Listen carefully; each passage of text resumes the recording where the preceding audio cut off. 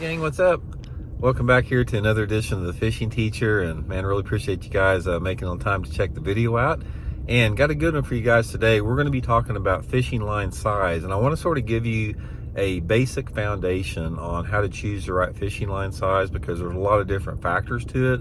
So I'm going to try to simplify it. If you guys don't have a lot of experience in choosing it, I think it's going to make things a lot easier for you moving forward there. So real quick, guys, before we get started, I just wanted to remind everybody a couple different things about our Solar Bat RB2 Series Father's Day sale. If you guys buy a pair of my Signature Series glasses here between now and Father's Day, which is coming up this weekend, you get 30% off. So I'll put the Solar Bat link in the description if you guys would like to get you a pair. So much appreciated with that. Okay, guys, fishing line. Now, first of all, let's talk about the primary considerations when choosing fishing line as far as the main, most important elements of it.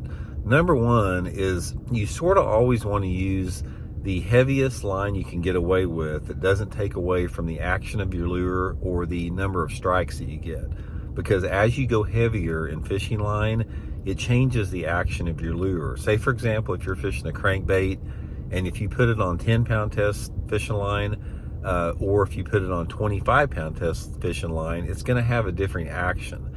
For example, if you put it on 10-pound test, say if you use the 10-pound test Seaguar and VizX line like I do, a crankbait that runs, say, 8 foot deep with 10-pound test line, if you put it on 20-pound test line, it may only run 4 or 5 feet deep.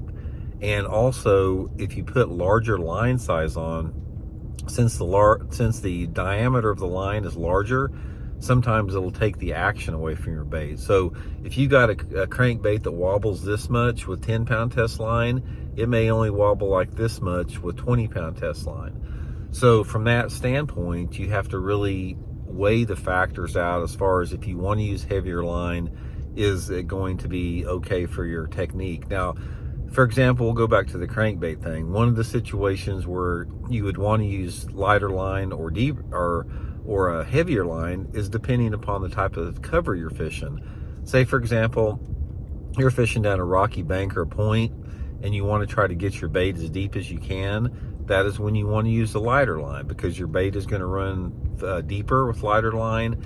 And if there's not a lot of cover down there to get hung up on, you can get away with that. But say, for example, you're fishing that same crankbait around shallow logs or laydowns that are in 3 or 4 foot of water, that's when you may want to go to the 17 or 20-pound test line, because you don't want the bait to run that deep. And also, if you hook a fish, it can get you tangled up around the wood cover. So the heavier line, is a good consideration there.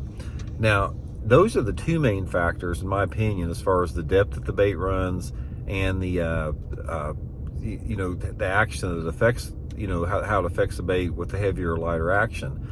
Another consideration is how visible the line is, because if you're fishing really clear water, say, for example, the water visibility is 8 or 10 foot in clarity, if you put 10-pound test fluorocarbon line versus 15 or 20-pound test, it's simply going to be more visible. It may not be a lot visible, but it can be visible enough to deter a strike from happening from a fish.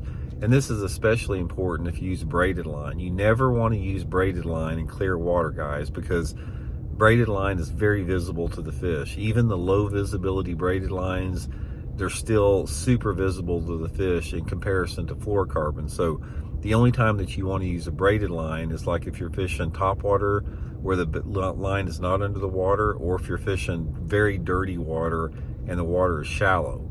So from that standpoint, let the water visibility dictate the size of line that you're using. Let's say, for example, you're fishing a shaky head worm, and say normally that you would use 8-pound test line if the water visibility was, fairly clear or something like that.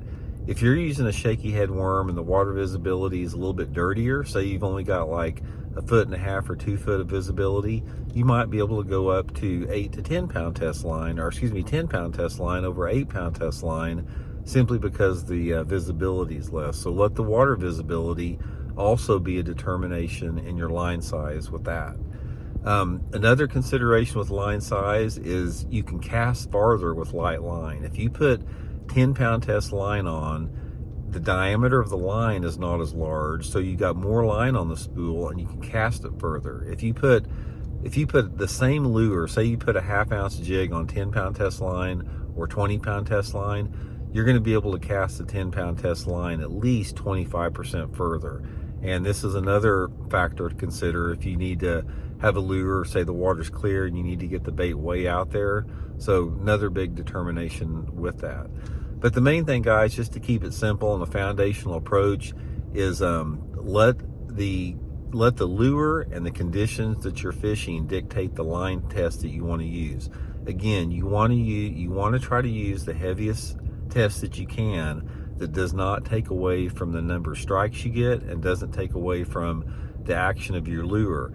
Now, if also one other thing before we exit here, if you're fishing, say you're fishing a crankbait with 20-pound test line, and then you've got a jig with that same 20-pound test line, not only will the action of the crankbait be affected by heavier line, but the fall rate of your jig will be affected by heavier line. For example, if you're using a jig on 10-pound test line, it's going to fall faster and it's going to fall more vertical with 10-pound test.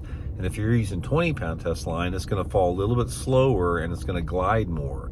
So that's another consideration. But keep it simple, guys. Just try to match the line test with the conditions you're facing and you'll get a feel for it. So hope it helps. We'll talk later.